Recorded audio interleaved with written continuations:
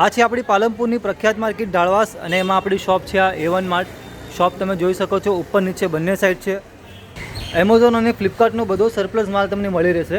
જેમ કે આ જે જોઈ શકો છો તમે ટ્રીઓના બધા ગ્લાસ છે 4000ની MRP છે, તમને મળશે ફક્ત 400 રૂપિયામાં. જોઈ શકો છો ડિસ્કાઉન્ટ, તમને આવો ડિસ્કાઉન્ટ ક્યાંય નહીં મળે.